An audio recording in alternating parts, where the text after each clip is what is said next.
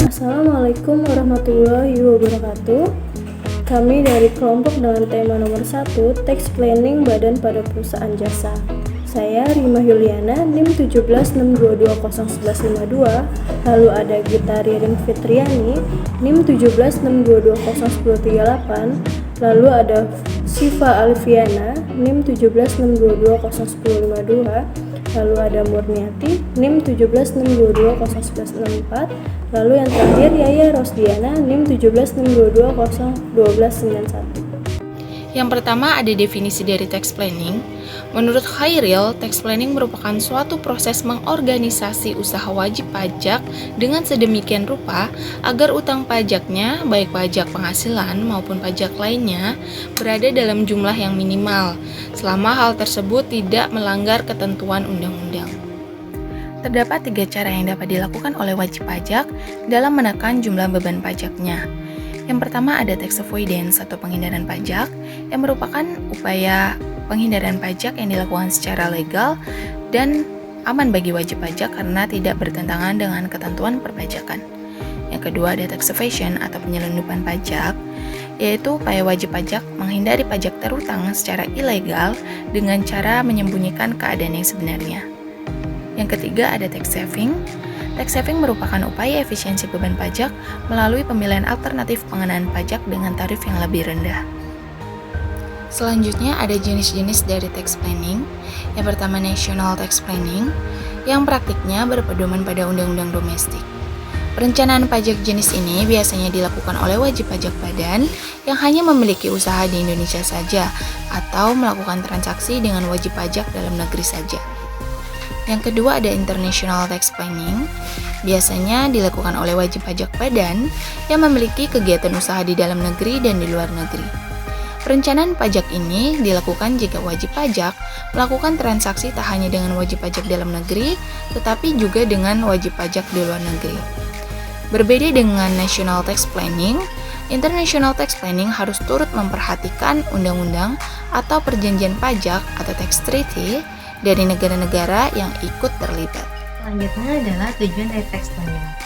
Adapun tujuan dari tax planning adalah yang pertama, meminimalisir beban pajak terutang. Yang kedua, memaksimalkan laba setelah pajak. Ketiga, meminimalkan terjadinya kejutan pajak. Dan yang terakhir, memenuhi kewajiban perpajakan secara benar, efektif, dan efisien. Berikutnya adalah syarat dalam pelaksanaan tax planning. Dalam pelaksanaan tax planning ada pun syarat yang harus dilakukan. Yang pertama adalah tidak melanggar peraturan perpajakan yang berlaku. Kedua, tidak memasukkan bukti pendukung atau bukti lainnya yang dibutuhkan untuk membayar pajak. Ketiga, masuk akal secara bisnis, karena jika tidak, tax planning akan melemahkan perencanaan itu sendiri. Tax planning penghasilan badan. Menurut Khairil 2013, menyusun perencanaan pajak PPh badan tidak bisa berjalan sendiri tanpa memfaktorkan jenis-jenis pajak lainnya. Karena perhitungan PPh badan memiliki keterkaitan atau interdependensi dengan PPh pasal 21, PPh pasal 22, PPh pasal 23 atau 26, PPh final dan juga PPN. Perencanaan pajak penghasilan pasal. Menurut Om Pusungu pada tahun 2011, perencanaan pajak bagi perusahaan pemberi kerja sebagai berikut. 1. Menerapkan prinsip taxable dan deductible. 2. Memaksimalkan biaya karyawan yang dapat dialokasikan sebagai usaha atau biaya fiskal. 3. Mengalihkan pemberian natura menjadi bentuk uang sehingga deductibility. Hal yang harus diperhatikan dalam perencanaan perusahaan jasa konstruksi. 1. Dasar hukum. Penghasilan berupa usaha jasa konstruksi dikenakan tarif final.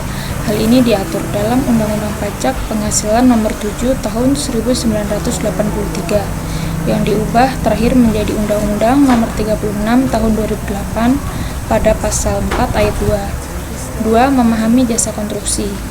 Jasa konstruksi mencakup seluruh pekerjaan yang berlangsung dari tahap awal hingga tahap akhir suatu bangunan tuntas dikerjakan. Maka, pajaknya dapat dikenakan mulai dari tahap konsultasi, persiapan pembangunan, dan penyelesaian tahap akhir pembangunan tersebut. Selanjutnya kita akan membahas tarif. Penggunaan tarif PPh jasa konstruksi kepada wajib pajak dalam negeri dari bentuk usaha tetap yang memperoleh pendapatan dari jasa konstruksi dibedakan menjadi dua kelompok, yaitu yang memiliki klasifikasi usaha dan yang tidak memiliki klasifikasi usaha. Di dalam slide ini tertera tabel yang memiliki klasifikasi usaha, yaitu dari bentuk pekerjaannya. Pertama, pelaksanaan konstruksi, status kecil, tarif 2%, sifatnya final. Lalu pelaksanaan konstruksi, statusnya menengah dan besar, tarifnya 3% dan sifatnya final. Sedangkan untuk bentuk pekerjaan perencanaan dan pengawasan, status kecil, menengah, dan besar dikenakan tarif 4%, lalu sifatnya final.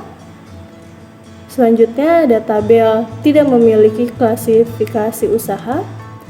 Dari bentuk pekerjaan, pelaksanaan konstruksi memiliki tarif 4%, sifatnya final, dan perencanaan pengawasan dengan tarif 6%, sifatnya final. Tata cara pemotongan, ada dua tata cara dalam pelaksanaan pembayaran, yaitu yang pertama, pengguna jasa merupakan instansi atau badan pemerintah, subjek pajak, badan dalam negeri, untuk usaha tetap, atau wajib pajak orang pribadi dalam negeri. PPh dipotong oleh pengguna jasa ketika pembayaran uang muka dan termin dilakukan. Jika pengguna jasa tidak termasuk dalam kelompok pertama tadi, maka PPh tersebut harus disetor langsung oleh penerima penghasilan tersebut ketika pembayaran uang muka dan termin dilakukan. Selanjutnya, tata cara pembayaran. Untuk tata cara pembayaran PPh jasa konstruksi, jika PPh terutang lewat pemotongan dari pengguna jasa, maka penyetoran pajak dibayarkan ke bank, persepsi, atau kantor pos. Tenggat waktu pembayaran ini adalah tanggal 10 bulan berikutnya sesudah akhir masa pajak. Jika PPh terutang dibayarkan oleh penyedia jasa, maka penyetoran dilakukan ke tempat yang sama selambat-lambatnya pada tanggal 15 bulan berikutnya sesudah masa pajak berakhir. Kemudian, wajib pajak diharuskan untuk memberitahukan laporan pemotongan dan atau penyetoran pajak tersebut melalui surat pemberitahuan masa ke KPP atau KP2KP selambatnya 20 hari sesudah masa pajak berakhir.